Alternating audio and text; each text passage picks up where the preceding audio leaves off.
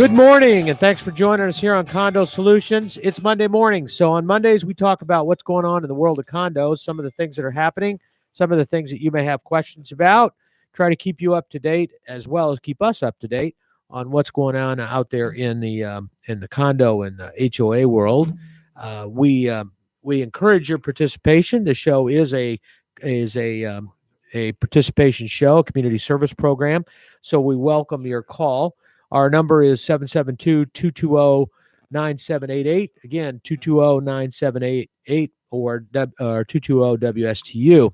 A couple things I'll mention real quick on before we get started, just some things that you need to know if you call in. First of all, we love to answer your question, and we will try to answer it to the best of our abilities, but we are limited to some degree because we don't have your documents. So we're going to give you what we call a radio answer, which means we give you the best answer that we possibly can, but we can't be 100% sure because we don't have your documents. And so once we have if we have your documents, that's a different story. But so we're going to base our answer based on your interpretation of your documents and some of the other things that have gone on, court cases, similar procedures and things like that, and similar practices, rules and regulations, and try to give you an answer based on that. But if you're going to go to court, please contact somebody like Peter Mullingard, our attorney, or somebody that you're familiar with that you can go to that knows condo and HOA law, and they can give you an answer that that you can take to the bank. The other question, or the other thing that we always mention is that when you do call in, we don't need your association. We prefer probably not have it because sometimes people hear the association and they think, oh, that doesn't apply to me. And it may be the exact problem or very close. And so sometimes and that's why when we're answering questions, sometimes we'll answer a little broader. So be patient because we're trying to kind of maybe cover some of those issues that this specific question may not address, but may be close, so that some of our listeners might get an answer that they were looking for, even by chance. So that's the only caveat. We do need a name to call you, but other than that, we're good to go. So those are the ground rules, pretty simple. And like I said, we do encourage your participation. So please give us a call. Good morning, Peter. How are you? Good morning, Mark. I'm well. How are you? Good. I guess I always forget to say we should have something that comes on, but my name is Mark Breckbill. I'm a CPA and a community association manager, and Peter is an attorney, and he's got a gazillion years dealing in the areas of HOAs and condos, and now I guess we can say he is what do they call it? I call it an expert, but I guess specialist. It's a board certified specialist in condominium and planned unit development law. Oh, that's what it is. That's what I thought it was. Fantastic. That I'm glad that that they finally recognized. It's just it's kind of funny because on that situation, I think there was some kind of leeway given for people that have been doing it, but for you guys that have been in this industry for 35 years, I mean, they should have just given it to you and said, here you go. You are one. Well, actually, there is an exam, but for old parts like me, we get the opportunity to waive in. So, yeah, they should have. Only a few benefits of being ancient. Yeah, that's right. All right, we have our first caller this morning. John, go ahead. Hey guys, I called last week and ran out of time. Yeah, that's right. But I just thought of another question though. When you said board certify, were you grandfathered in, Peter?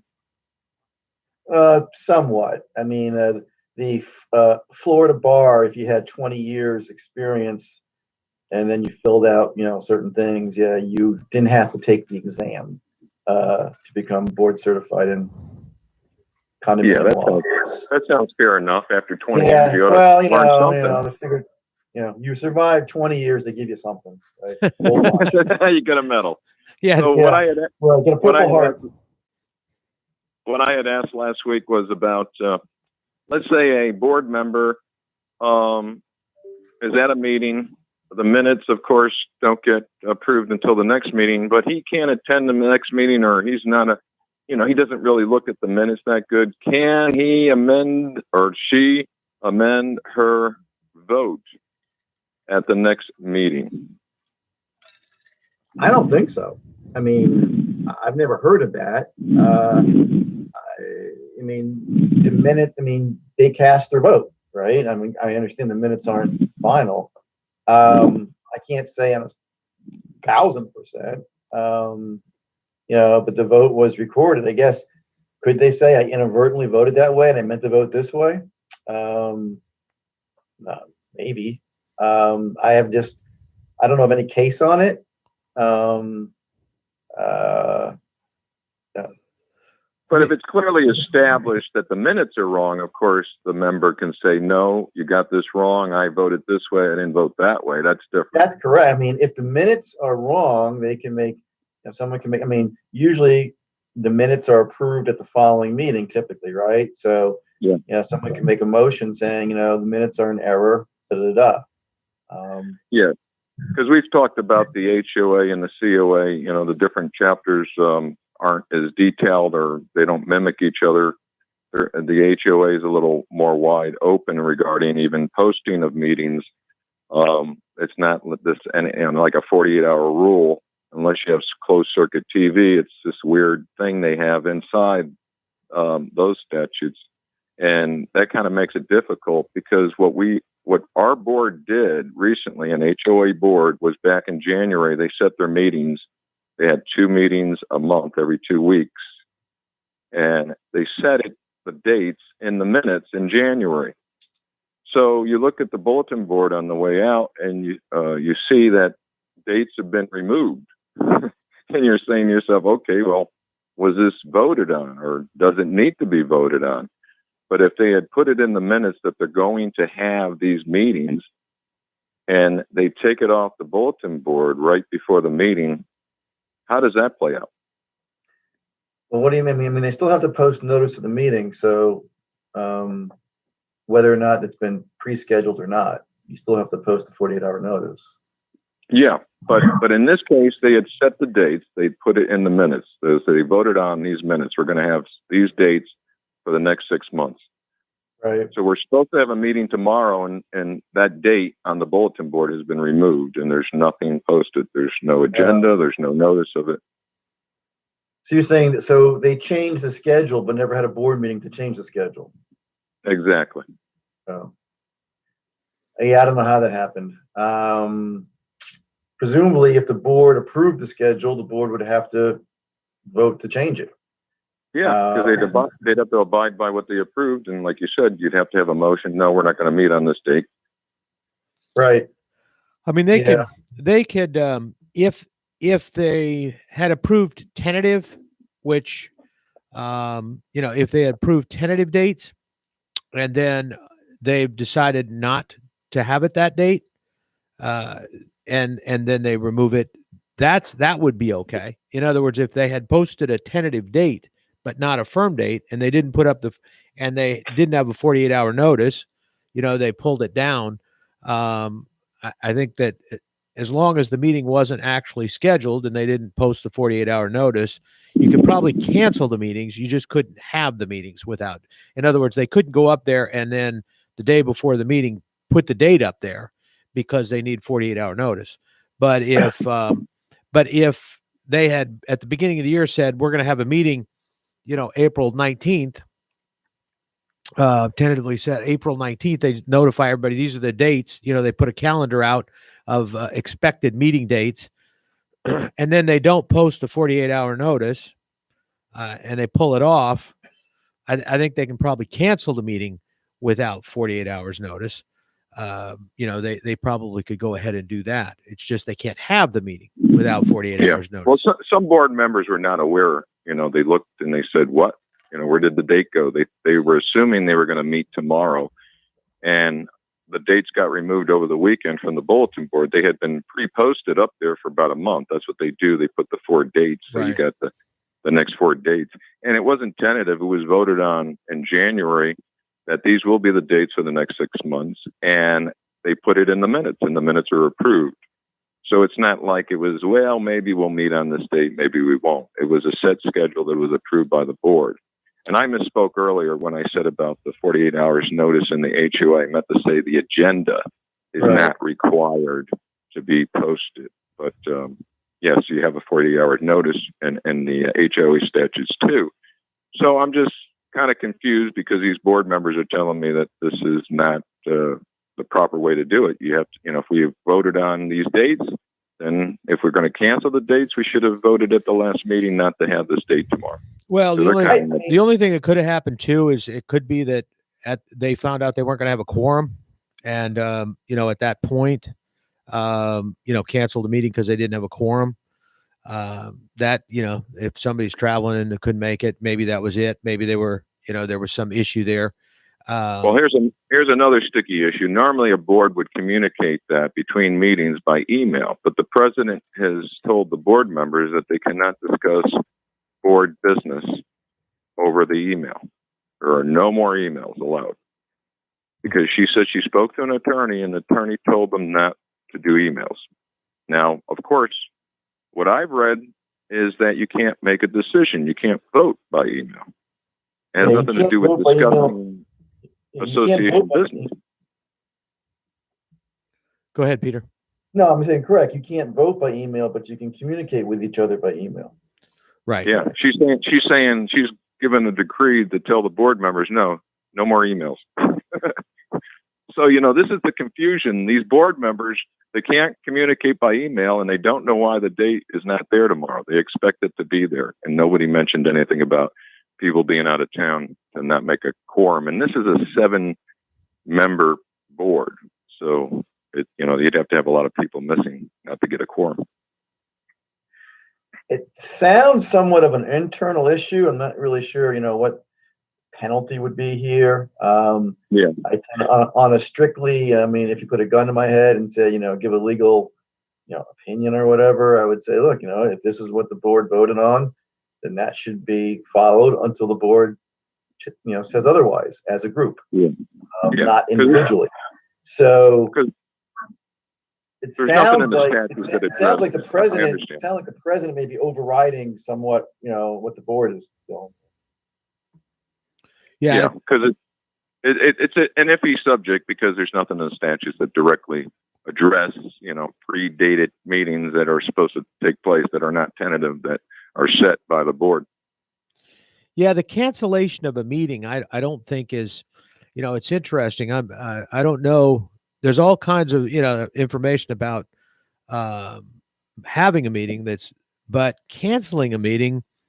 I assume that you can do that. Right up to the last minute. In fact, you can cancel it at the meeting, I guess, if you don't have a quorum.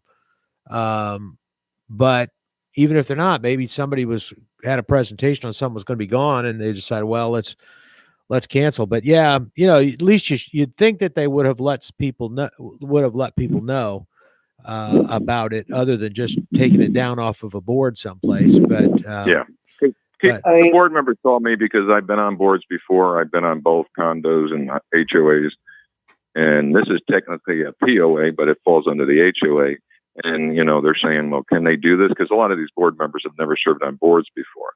And I told them, well, it's not really addressed in the statutes, but you did vote for it. So if you voted for it, it would make sense that you have to vote at the last meeting, not to meet. And like you just said, Mark, correctly, if that's the case where you can't really communicate it and you show up at the board meeting, then is probably the most appropriate time to say, look, we don't have a quorum, therefore this meeting is canceled. But you should do it when it was scheduled, so everyone knows what's going on.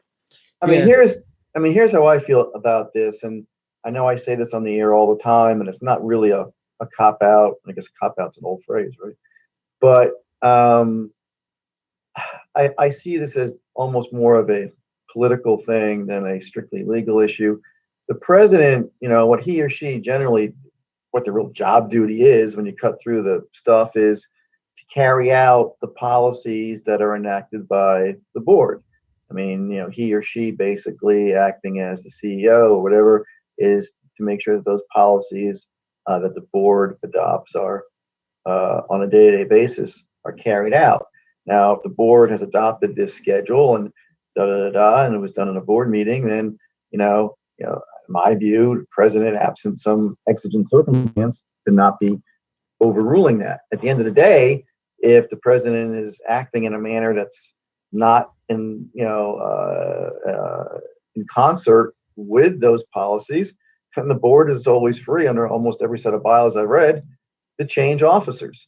Now, I'm not saying that this president should be removed from office necessarily, but this really isn't something we're going to file a lawsuit because they didn't have a board meeting when it was supposed to be held. The real remedy here, if there is one, is say, look, this is what the board decided previously, and this is what should be done. And if it's not done, then we'll put someone in that's going to follow those dictates. I mean, again, I'm not trying to be harsh, but and I think that's true, Peter. That a lot of times that's the quote remedy, unquote. I think a lot of times that's the problem is that you get these people that think that, well, the president isn't going to be there, so we can't have the meeting, and that's just not true. And so I think sometimes some of these things get canceled at the convenience of the president, and the board, the manager or somebody just says, oh yeah, the president can't be there, we're gonna reschedule. Well, that's technically not the case, and it's not required, not allowed. And if the board has determined these are going to be our meeting dates and people have planned around that, it's not fair to do that. Now, if you're not going to have a quorum and you're not going to have a quorum and you've communicated with the members and there's no way that you're going to have a quorum, then it's probably courteous to not have to have somebody come to a meeting someplace, maybe drive from out of town or something if they weren't going to be in town to try to make a meeting if you're not going to have a quorum. But I think that should be used, kind of sparingly. That normally, just because one person can't make it, that's not a reason to cancel the meeting. And those are two excellent points, Peter, bringing up the fact that what the duties of the president is. And unfortunately, this president sees it just the opposite. She sees that the board, in this particular case, she feels that the board is supposed to rubber stamp what she's doing. She was removed as president last year. Then we had an election, and people that she recruited got on the board. So a lot of these people are new. They don't understand things. And when I brought up Robert's rules at a meeting, they're like, deer in the headlights. And the problem is that the president is become more of a dictator, unfortunately. But she's also told the board members, as I mentioned before, that you cannot email at all to each other. So she even threatened censure. This is become. So how are people supposed to communicate that they're not going to have a meeting? Board members communicate that they're not going to have a meeting if you don't have email. I mean, that's ridiculous. You can't tell board members that they can't email to each other. I mean, you cannot censor a board member. HOAs and there's no such thing as censorship. Yeah, you can't say you can't vote, you can't speak at a board meeting. You cannot do that.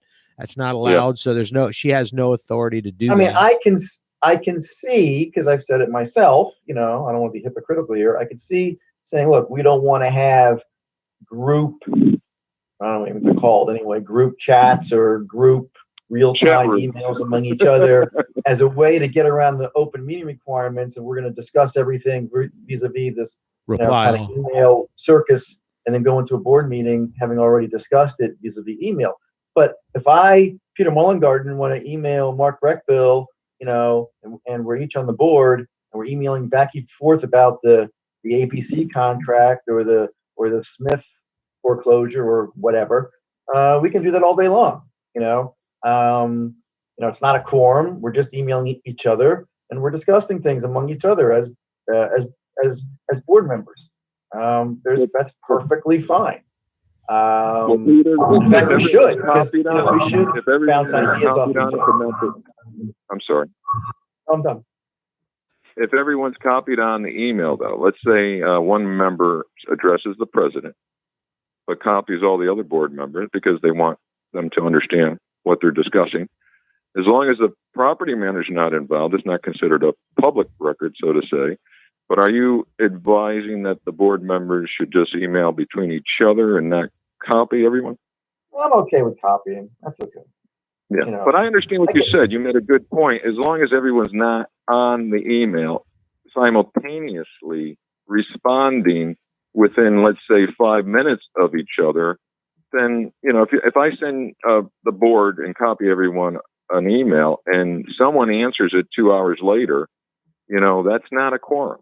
But this president apparently, and some lawyers, who are more, who don't, think what I think, and that's perfectly fine, or even fine with, more of a group email, between each other. But, I'm not a big fan of that, but it's definitely okay to copy the other ones. And then someone responds, like you said, an hour, 2 hours later.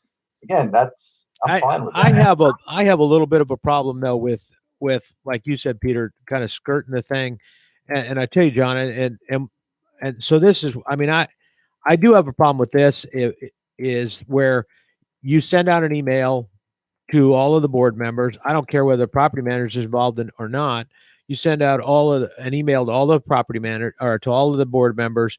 You indicate in the email, I want you to reply all when as we're discussing this. Okay. So now you bring up the topic, the Smith contract, so and so, everybody's hitting reply all.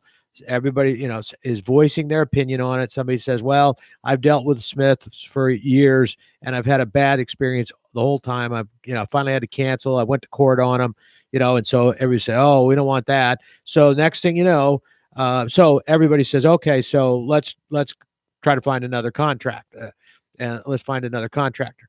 And so the board's just conducted business, and now now I'm out there and I'm Smith and I live in the community and I come to a meeting expecting the thing to be discussed, and all of a sudden the board is bringing up a contract with Jones because they've got a different bid and they like Jones better. Well, none of that was aired out. I have no idea where it came from.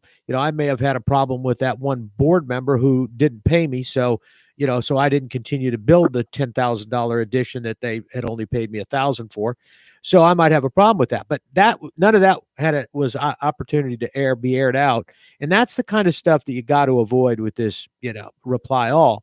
So I think it's one thing. You're right, Mark, because that's board by email. Exactly. But there's nothing wrong. There's nothing No. wrong with discussing issues as long as you don't all say, well, let's come to this decision over the email via, people replying. It still has to be discussed. Everything that's emailed should be discussed in the open. But the informational stuff of it, people can make opinions, but I agree with what you just said. You shouldn't exclude somebody via email without excluding them at the actual meeting and discussing it. So he has a fair chance to respond. And see what happens in those cases. So I don't have problems with board members, sending emails back and forth, asking questions, or if somebody's, got it, you've got somebody that's in charge of the project and somebody's asking them questions. But I do have an issue because not only, and there's a very fine line between conducting a meeting by email and not. So in the example I just used, it's not going to come up at the board meeting because there's no reason to, because they've gone on to another vendor. So now at the next board meeting, it's going to be a completely different vendor. So the subject never gets aired out. The decision was made. Subject never gets aired out. Yeah. Nobody really knows that it took place. So I think there's a little bit of a fine line. You got to be careful that all of your meetings don't get, and especially if you got new board members don't want to look silly in front of the public. So they're perfectly happy resolving the issue in an email so that, they've had a chance to kind of air it all out. Sometimes that gets you a better answer, but I've just seen a little bit more and more of this lately, and it's kind of bothering me a little bit because, and here's the other thing, even if the contract came up, right? The weird thing about the way that the laws are written is that you don't have to let the public speak before you vote on that. Now, we all know that kind of defeats the purpose of having the members having a right to vote at a meeting. I mean, to speak at a meeting. But there's nothing that requires that they speak before they take a vote. So the board can take a vote on that contract, say, okay, we're gonna take comments at the end, and by then it's over. And I've seen that happen. Exactly. And there's no dynamic. When I was on the board as president in another community, I made it a point to do Robert's rules. You do a motion, you do a second, the board discuss, and then I open it up to the members, because that way the members heard the board discuss the issue and they would be educated to things they might not have been aware to. You just post an agenda and it says a vague thing on there, usually about what you're going to discuss for item 1, 2, and 3. So when they hear the board discuss the details, the members are better educated to ask a question before we vote to the board what their concerns are. So I agree with you 100%. Usually a board will put it at the very beginning or they'll put it at the very end. If it's at the beginning, I guess it's better than nothing, but they haven't heard the board discuss the details. So they're probably going to think of new questions while the board's discussing it. And if the board doesn't allow them to speak after they've discussed it, then they can't really get that point across. Right. And it could be educational to the board. The board might learn something.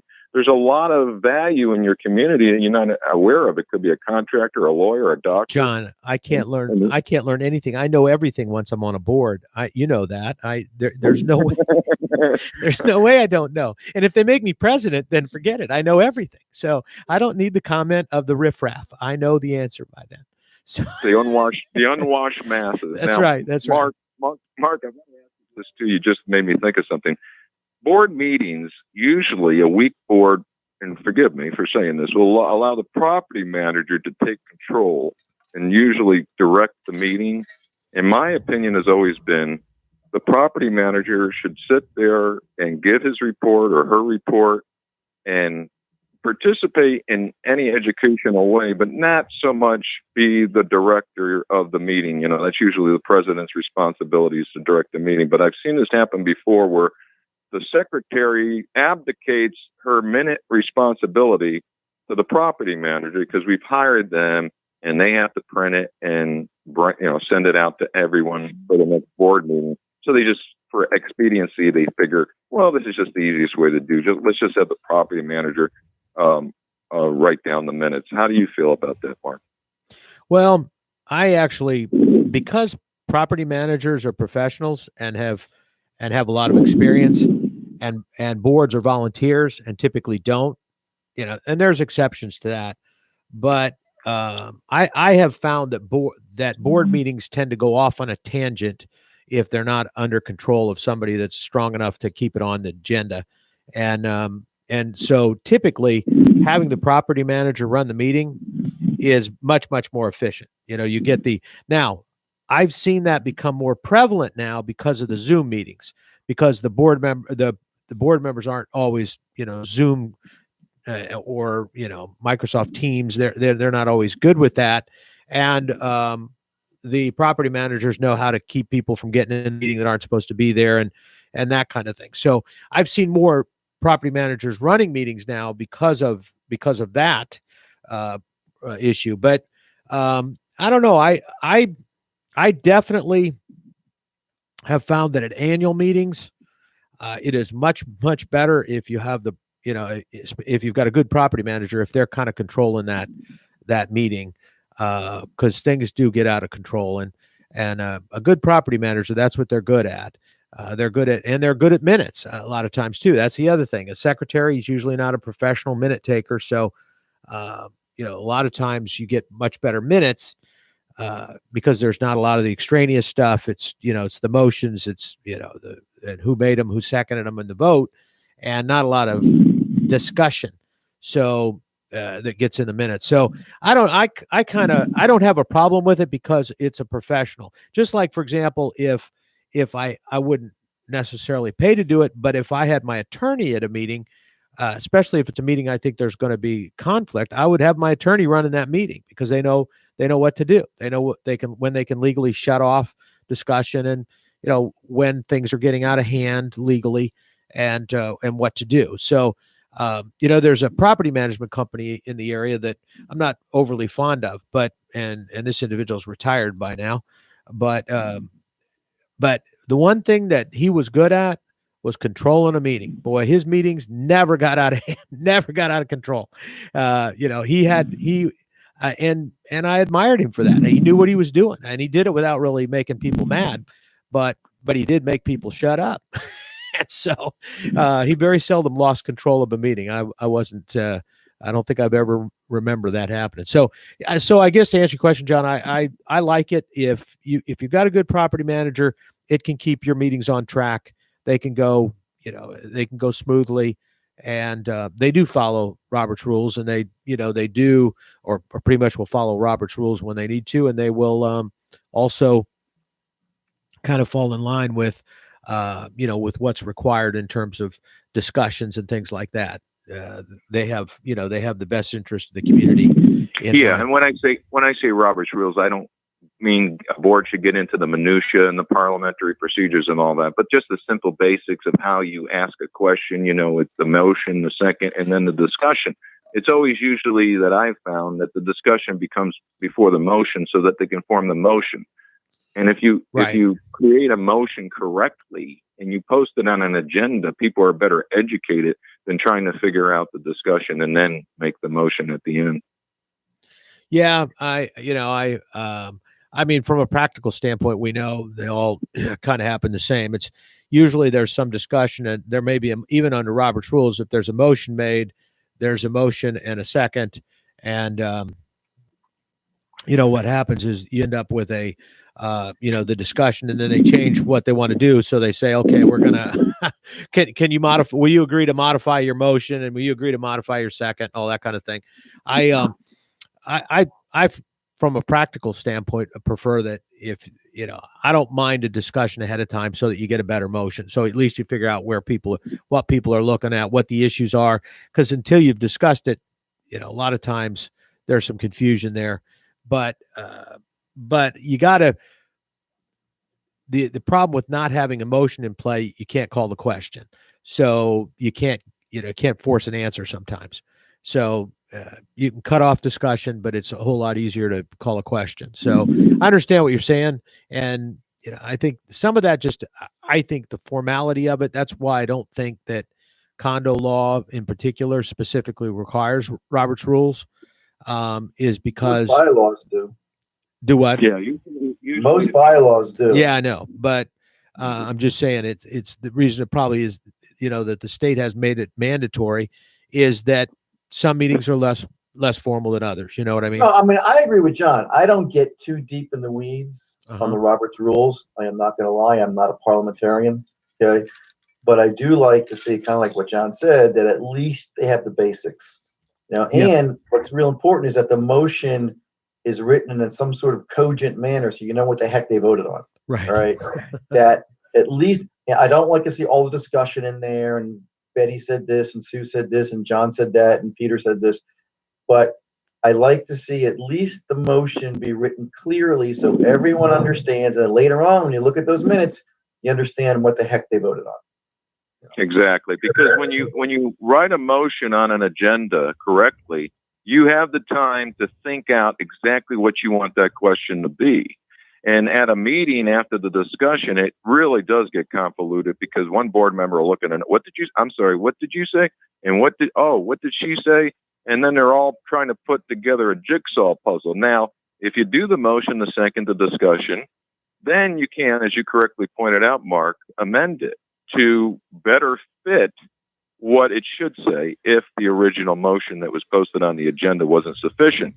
But to me, it's this dumbing down. And I trust me, I'm no master's, doctorate degree, college educated person, but I've just seen over 40 years how people that didn't go to college, many years ago, board members were way more articulate and way more smarter than me.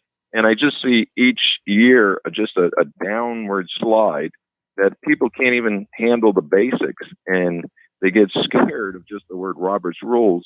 And it's not like you have to go into the minutiae and the parliamentary procedures, but just get the basics down. And I can't even get people to understand that.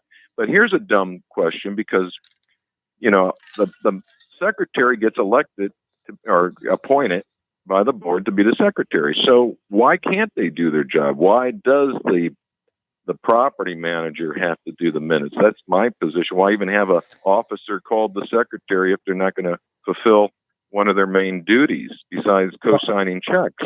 So what I've suggested is, secretary minutes for dummies, which is you take your agenda, you copy paste it, and then below each item, you just say what was decided, or, if it requires that, so to say. If an agenda item said discussion, you might not put anything under that line item, but you could just cut, paste, and then fill in between each agenda item what the outcome was. I mean, I agree with you, but I think what's happening, and it's been happening for years, and this is obviously, I don't want to make too broad a generalization because, people get upset and say I'm out of my mind, but I think a lot of these officer titles have become mostly ceremonial, quite frankly. And that the treasurer really isn't in there, doing treasurer things, and the secretary, in some places the secretary is taking all the minutes into this, but in a lot of places I think they're just abdicating it to the property management. I think Mark's right in the sense that property management can assist and should assist. But I think in many instances, the office titles have become kind of just titles. Yeah, and interestingly enough, it's just I think the reason, John, is that every year you're going to get the secretary changes and the minutes are going to change. So you get no consistency among so you're going through a set of minutes one year, and there's 700 pages long because they dictated they took dictation on the meeting, and then they wrote down everything everybody said, because I got it, so I might as well put it in here. I want to show I did my job. And so I understand what you're saying, but in real life, people don't do that a lot of times. They just, they do it the way they're comfortable with. They don't have the experience. I've seen associations, getting to what Peter's talking about, I've seen associations appoint assistant secretaries and assistant treasurers, to do more specific things, to handle a specific function, like take minutes or, something of that nature. The secretary is, I don't think their main job is to take minutes. I think their main job as secretary of the corporation is to keep the record books, which it would include the minutes, but it's also to, to make sure that they, that there's authorization on the contracts, that, that the corporation's records are kept up to date, and all of those kind of things that are more of a legal aspect of what, what the secretary's job is. And, so I don't know. I think that, I don't have as much of a problem with it, because jobs that have become more ceremonial because because they change every year. The alternative to that is to make the same secretary every year, to make the same treasurer every year, and that kind of can defeat the purpose of getting new board members and new ideas and new participation. That's also the other thing, is that the secretary and the treasurer, they're both board members. Sometimes, and I've seen this happen with secretaries, they'll get so involved in the particular issue that they forget to document what happened. They forget, and and then you're writing the minutes and you're saying, who made that motion? Who made that second? Did they modify that motion? What did it really say? And then going full circle to your original question, John, that's when you got the situation that at the next board meeting, the board member says, I didn't vote for that. I didn't vote for that. I didn't hear that motion, so, and that's the, like I say, that's the issue. Motions, that is the biggest problem with minutes, is getting that motion down. Because if you do what you're supposed to do, there's a discussion, and many times that motion gets modified or adjusted, and getting that wording down and making sure you've got it correctly, and that everybody has an understanding of it. And that's why you really should read the motions over again once you're getting ready to take the vote. Somebody should read that motion and make sure that everybody's on board with how the motion's been modified, because I've seen that changed a bunch of times too. So anyway, well, the one good thing about a smartphone is it does have a recorder. And if I was the secretary, I'd just put my phone out there and hit the recorder button. And that way you can go back over and take out what you don't need, all the discussion you don't need, and put down the facts that you need to put into the minutes. And there's nothing wrong with the property manager assisting the secretary, and they should work together in concert. I'm not saying the property manager shouldn't have any input in the minutes, but I would just like to see a better coordinated effort between the secretary and the property manager. And I understand, everything you just said about a secretary's responsibility is also important. But to me, the two things that stick out are the minutes and the co-signing of checks. I mean, as far as, if I was a secretary, that's a pretty big responsibility. I would not have a secretary co-sign checks.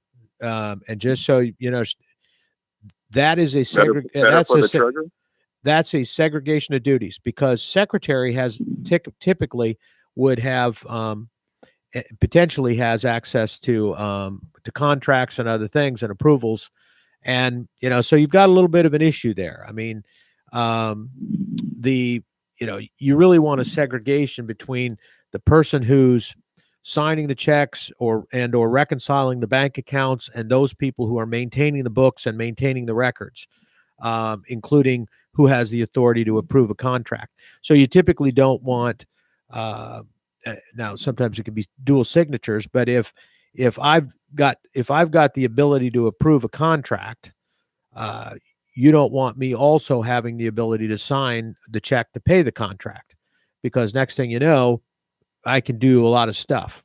So, well, I mentioned co-sign. So are you suggesting that the treasurer would be better? It's always the president signing, but who would co-sign for the association, the secretary or the treasurer? Well, like I said, I think a lot of times it depends on what's going on and who's authorized, but typically you want whoever's authorized to handle that contract to approve it first.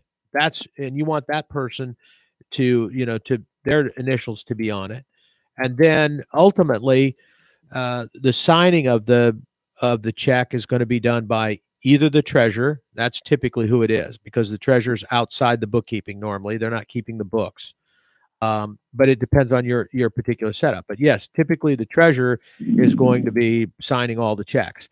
They're going to sign it based on who's approved the contract. So if the president's approved the contract, I don't technically want the president signing the check. And people think the president's job is not to sign all checks. In fact, a lot of times the president should be signing the checks.